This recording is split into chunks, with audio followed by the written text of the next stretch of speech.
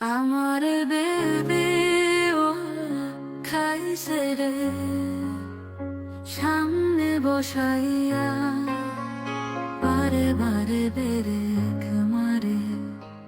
নরম জায়গা পাইয়া রে সামনে বসাইয়া